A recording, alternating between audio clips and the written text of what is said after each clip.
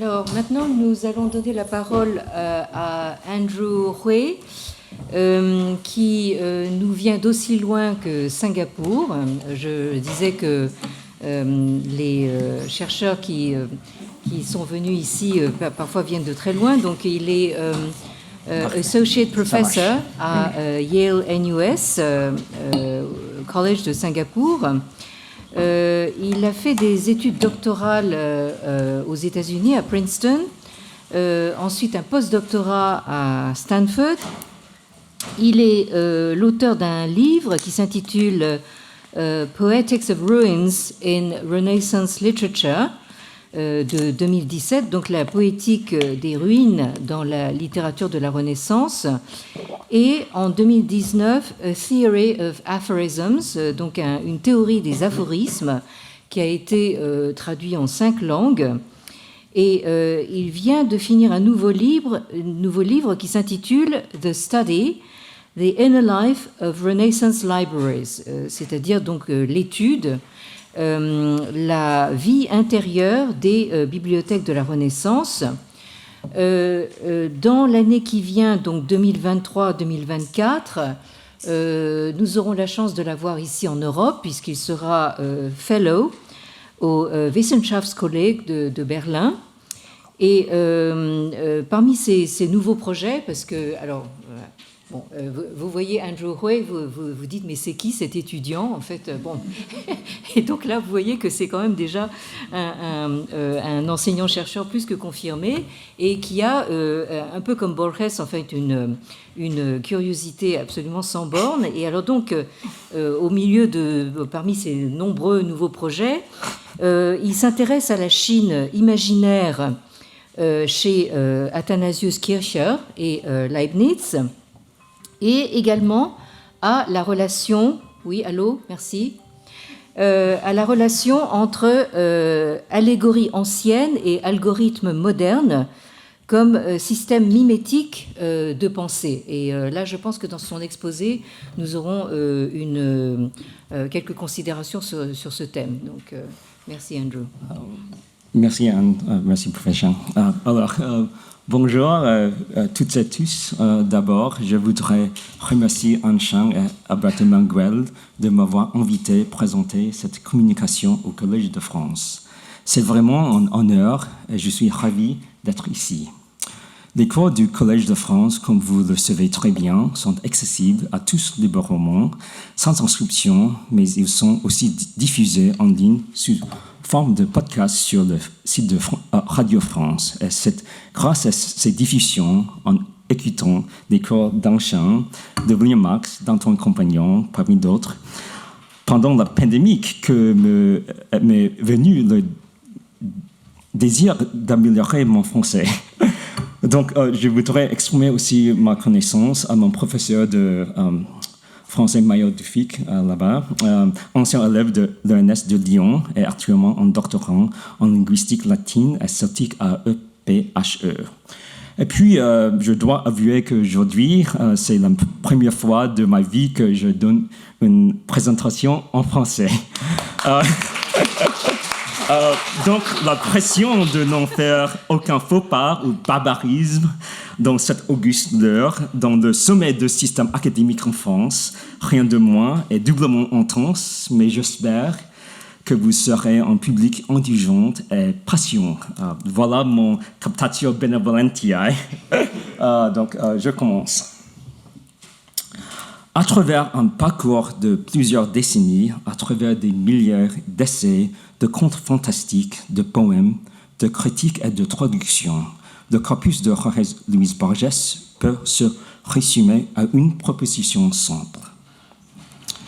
Inscrire l'infini dans une forme finie, c'est-à-dire embrasser la totalité dans un langage linéaire, transcrire la plénitude de l'univers à une suite de lignes horizontales, déployer une profonde érudition pour capter les multiples étrangetés du monde. Cette aspiration à la signification totale imprègne chaque mot que l'écrivain argentin n'ait jamais écrit. Dans le codage informatique, la récursivité est une technique dans laquelle une fonction se répète jusqu'à ce qu'une certaine condition soit remplie. Cela permet de décomposer un problème en éléments plus petits et plus gérables que peut être résolu individuellement, puis combiner pour résoudre un problème plus vaste. En ce sens, Borges, dans son autoréférentialité, est un écrivain profondément récursif. Ces récursivités se produisent à travers des permutations et des combinaisons du même ensemble d'idées dans un ordre différent. Ces histoires créent un système autoréférentiel.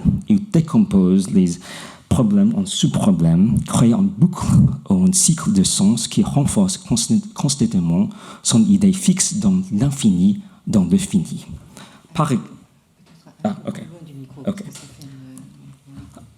Par exemple, dans l'exactitude en science, les anciens cartographes recherchent une correspondance point par point entre les territoires de l'Empire et les coordonnées de la carte.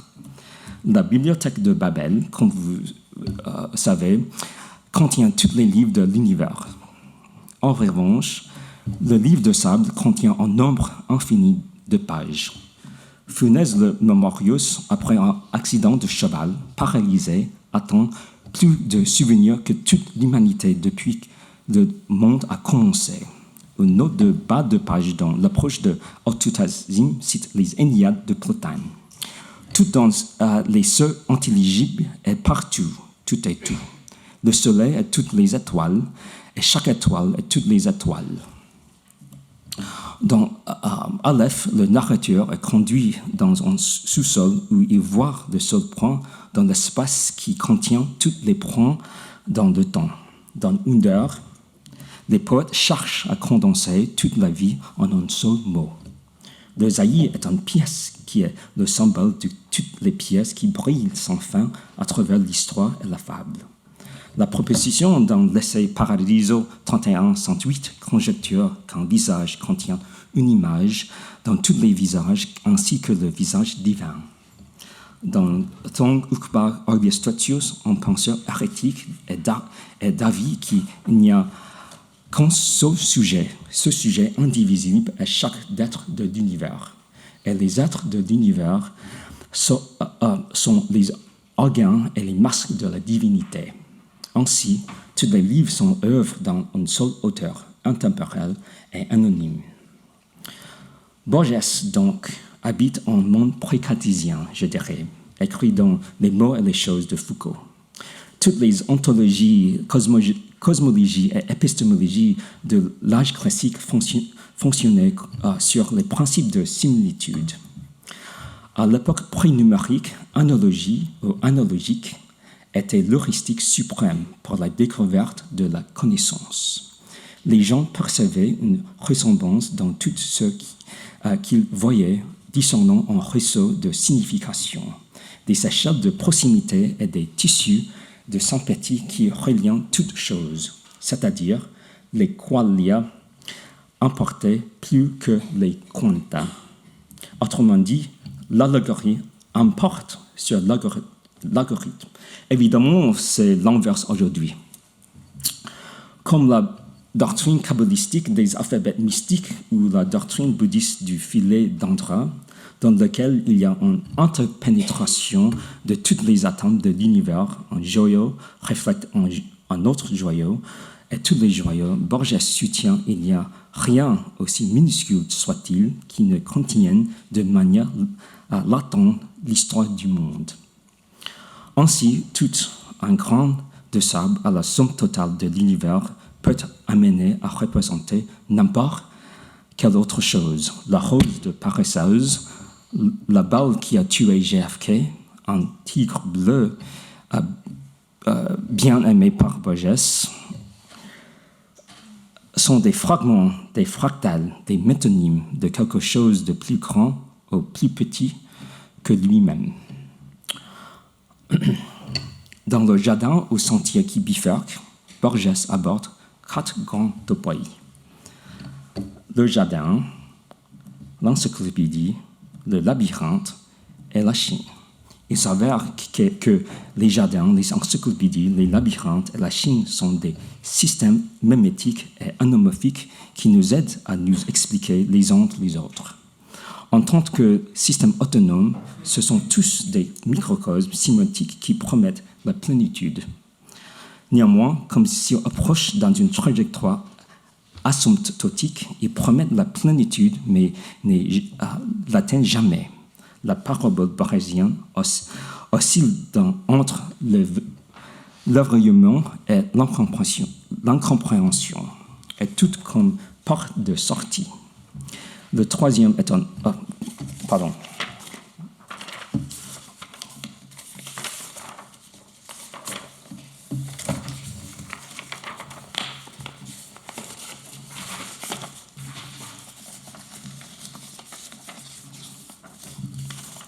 Voilà.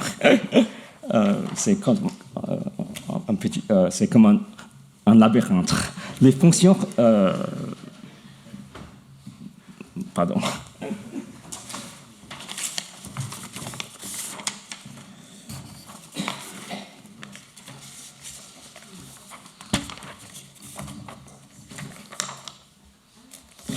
Oui, ok, alors, oui, je trouve mon place. Et tout comme les fonctions récursives dans le codage peuvent consommer une mémoire excessive et entraîner des bugs informatiques, la fantasme de la bibliothèque totale de répétition sans fin engendre une confusion des langues et une folie de masse. Ainsi, la bibliothèque est le labyrinthe. Borges est fasciné par ces hétérotypiques parce qu'en tant que zone d'exclusion et de confinement, elles nous font réfléchir sur la relation entre totalité et multiplicité, entre opacité et transparence, entre réplication et identité. Penser au jardin, aux bibliothèques et au labyrinthe, c'est donc penser à l'économie d'échelle, aux voies d'intelligibilité, à notre recherche frustrée d'unité dans le monde. Dans le jardin au sentier qui bifurque, Borges confond et superpose le jardin, l'encyclopédie, le labyrinthe et la Chine.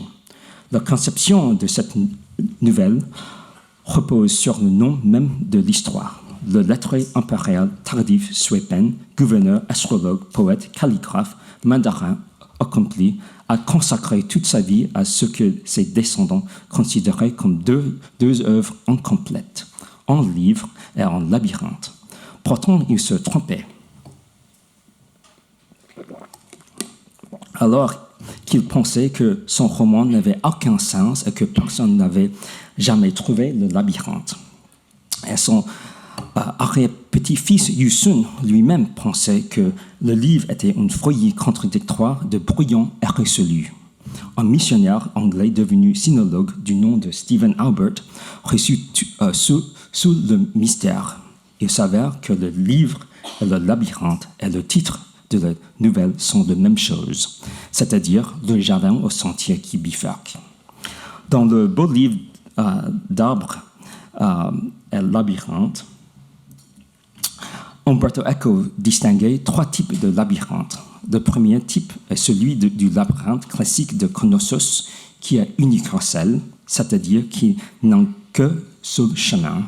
Le deuxième est le labyrinthe monarchiste, qui propose des choix alternatifs, mais dont tous les chemins mènent à un point mort, sauf celui qui offre la porte de sortie. Le troisième est un ruisseau dans lequel chaque point peut être connecté à n'importe quel autre point, semblable au rhizome de Deleuze et Guattari. Dans le rhizome, il n'y a pas de point ou de position, seulement des lignes. En confondant les topoi de jardin imaginaire, de bibliothèque et de labyrinthe, Borges réifiait le langage dans la réalité. Dans le jeu sans fin de signes, la mémésis devient la réalité même. Un mot, une page, un livre, une encyclopédie, une bibliothèque sont autant des versions les unes les autres. Prendre un livre, Suivre un chemin dans un jardin ou un labyrinthe, c'est choisir une possibilité parmi tant d'autres. Un choix fini exclut une infinité d'autres choix. Pour Borges, l'univers est un labyrinthe avec une infinité de sentiers qui est de ruelles, une multiplicité innombrable de passages et de couloirs. Pourtant, cet univers, comme son homologue, la bibliothèque de Babel, contient un ordre, mais un ordre incompréhensible pour les mortels qui habitaient. Puisque nous sommes à Paris, je voudrais montrer que le fameux BNF, c'est pour moi une incarnation de la bibliothèque de Borges, parce que c'est vraiment un labyrinthe. L'entrée à sortir est trop difficile pour trouver. Il y a le couloir infini sans fin. Donc, la bibliothèque de BNF de François Mitterrand, c'est la bibliothèque au sentier qui bifurque. Mais en revanche, comme vous voyez ici, c'est le documentaire de Alain René. Toute la mémoire du monde est un documentaire de l'ancien BNF. Donc, René est intéressé à le rapport, la relation, le réseau social entre la bibliothèque comme l'architecture, comme infrastructure, les étages, et les liens entre les lecteurs, les bibliothécaires, les livres, c'est-à-dire les liens entre la métaphysique, la physique et aussi la textualité des livres. Bon. Alors, mais le jardin au sentier qui bifurque n'est pas le seul livre de l'histoire. Dans le jardin oriental de Stephen Albert se trouve une bibliothèque où Yusun aperçoit plusieurs volumes de l'encyclopédie perdue, édités par le troisième empereur de la dynastie lumineuse, mais jamais imprimés. Ça n'était pas la première fois que Borges fait une allusion à l'encyclopédie chinoise. Se trouve aussi dans le langage analytique de John Buchan, déjà cité plusieurs fois. C'est la fameuse disruption d'une encyclopédie chinoise qui provoqua l'éclat de rire de Foucault au début de Les mots et les choses. Ce passage cite une certaine encyclopédie chinoise dans laquelle il est écrit « Les animaux se divisent en appartenant à l'empereur, embaumé, approvisionné, couchon de lait, sirène, fabuleur, chien en liberté, inclus dans la présente classification frénétique, innombrable, dessinée avec un pinceau très fin, en proie de chameau, etc., qui vient de casser couche d'eau qui de loin semblent des mouches. » Donc, du coup, c'est évident que ça, c'est le fantasme de Borges. Mais comment fonctionnait la classification des véritables encyclopédies chinoises? Alors, l'encyclopédie perdue du troisième empereur de dynastie lumineuse que Yusun aperçoit existe réellement. Connu sous le nom de Grand Compendium de Yongle Dadian, l'édition originale comprenait près d'1 million de pages. Célébré pour avoir construit la merveille architecturale de la cité interdite de Pékin, un équivalent terrestre du royaume céleste, l'empereur Zhu, connu sous son nom impérial de Yongle, a également ordonné la création d'un monument fait d'encre et de papier. Les encyclopédies avant le Yongle Dadian étaient organisées par hiérarchie des cieux et la terre, des empereurs ou barbares, et enfin de la flore et à la faune. Le Yongle Dadian s'est détaché à cette hiérarchie et s'est plutôt organisé selon un ordre phonétique de rimes, l'équivalent d'un arrangement alphabétique. Dans les successeurs de l'encyclopédie Yongle, les catégories de connaissances ont subi une transformation supplémentaire car les entrées comprenaient non seulement des informations érudites mais aussi des informations quotidien. Il y avait des informations qui ont ajouté pêle-mêle à une faute d'autres sujets, y compris, mais sans s'y limiter, les voyages marchands, les calculs mathématiques, les jeux d'argent, alchimie, la médecine, le calcul du destin astrologique, la physionomie, la géométrie, les temps propices, etc.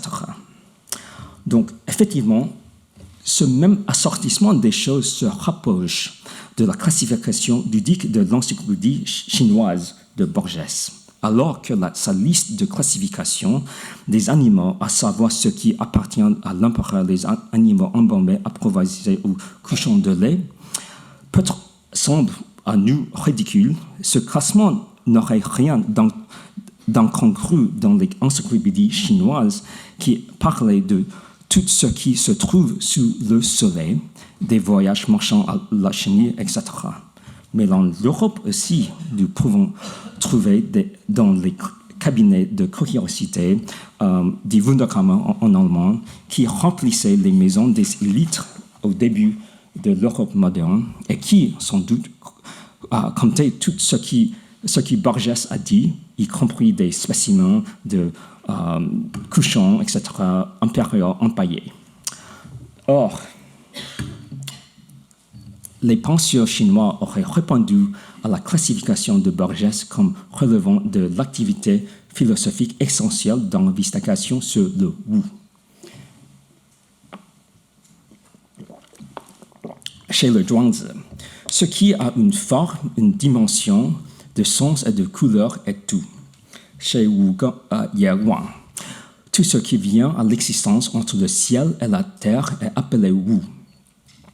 C'est la capacité unique de l'esprit humain à posséder un pouvoir de transformation sur une myriade de choses. Le Zhuangzi déclare ainsi « Le ciel et la terre sont nés avec moi. Les myriades des choses ne font qu'un avec moi. » Penser aux choses, donc, c'est aussi penser à nous-mêmes.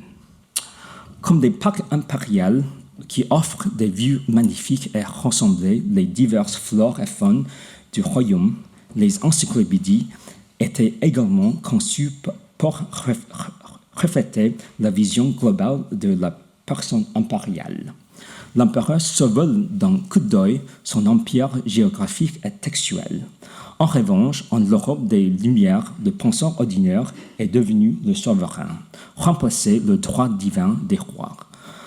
Comme Jean Laurent d'Alembert, dans le discours préliminaire à l'encyclopédie de Diderot, déclare que l'ordre encyclopédie de nos connaissances consiste à rassembler dans le plus petit espace possible et à placer, pour ainsi dire, le philosophe au-dessus de ce vaste labyrinthe dans un point de vue fort élevé d'où il puisse apercevoir à la fois les sciences et les arts principaux, voir d'un coup d'œil les objets et ses spéculations.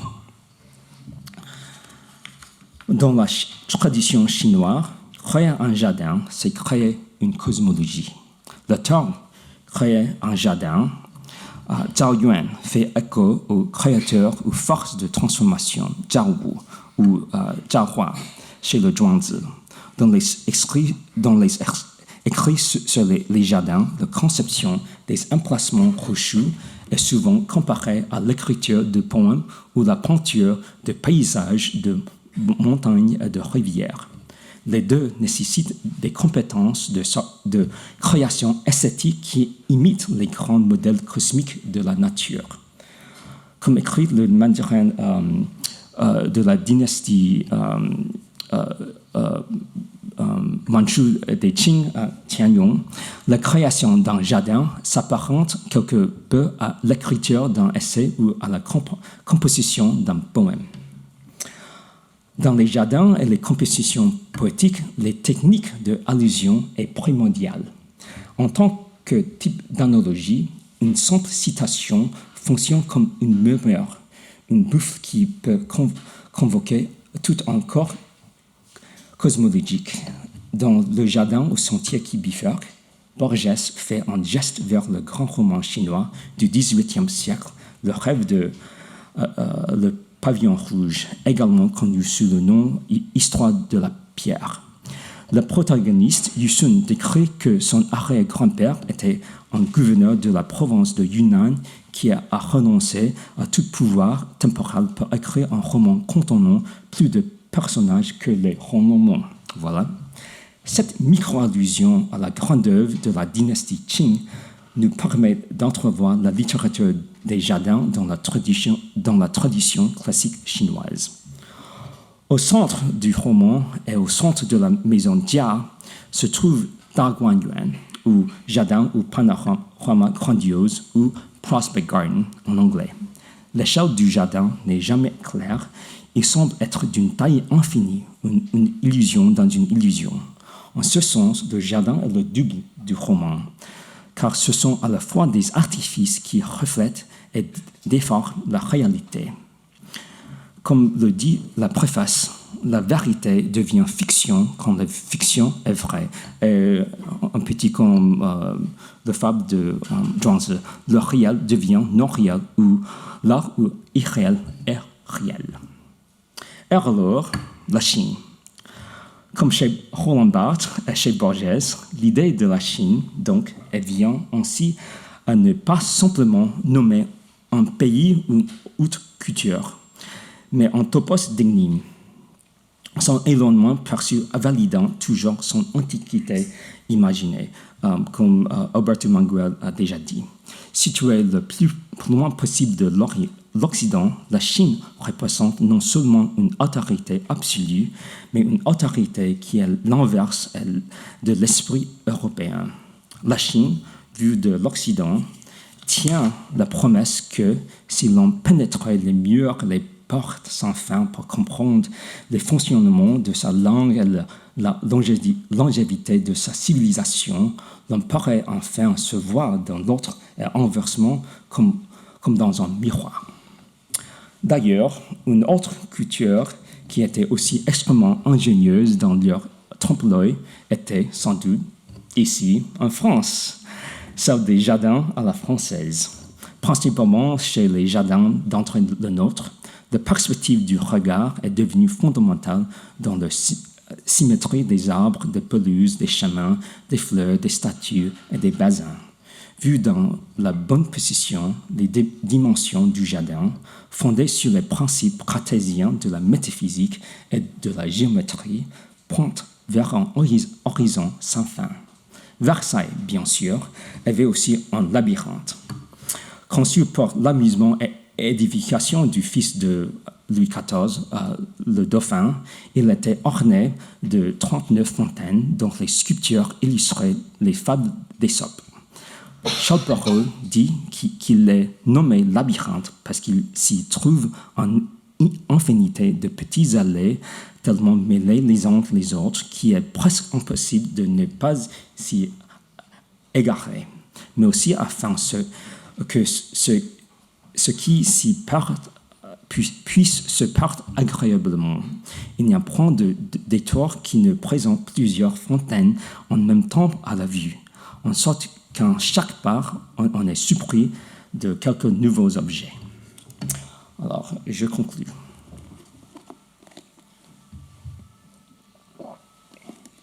Peut-être que tout ce j'ai dit, les jardins, les encyclopédies, les labyrinthes, les bibliothèques sont diverses sortes de tentatives de recréer, de retrouver le premier jardin, celui de l'Éden. Hans Sossi se demande, je lis cet extrait en anglais parce qu'il est un grand théoriste de traduction et je n'ose pas de traduire sa prose. In Persian, a paradisa was an enclosed garden, most notably the king's garden, a sheltered well-watered space where the rare plants of the four quarters were collected and tended. What if, rather than a fresh space created together with the beginning of the world, Adam and Eve lived, as the Greek lexicon of their adventure does, in the ruins of a vanished dynasty? Les écrivains occidentaux, pour échapper au bruit des bibliothèques et à la confusion des labyrinthes, ont toujours trouvé refuge dans cette nostalgie de l'Éden. Le jardinage, dans ce sens, est une expression de notre vocation après la chute, aux soins d'après la chute. Our post-lapsarian vocation of care, suggère Robert Poe Harrison. Les écrivains chinois ont également utilisé le jardin comme un sanctuaire du tumulte de l'époque. Qu'il s'agisse de la retraite d'été de l'empereur ou des logements d'ermite du fonctionnaire en disgrâce. Dans notre âge post-adilien, nous savons que c'est impossible d'échapper au labyrinthe parce que nous le reconstruisons continuellement. Malgré la cause de la confusion des langues et de la multiplicité des langues, Borges et le rêve du pavillon rouge ont chacun une capacité à créer des espaces de consolation au milieu des enfers. Ils engagent à leur manière une vocation verte de soins, donnant un nouveau sens à la maxime de Voltaire. Il faut cultiver notre jardin. Je vous remercie de votre attention. Merci.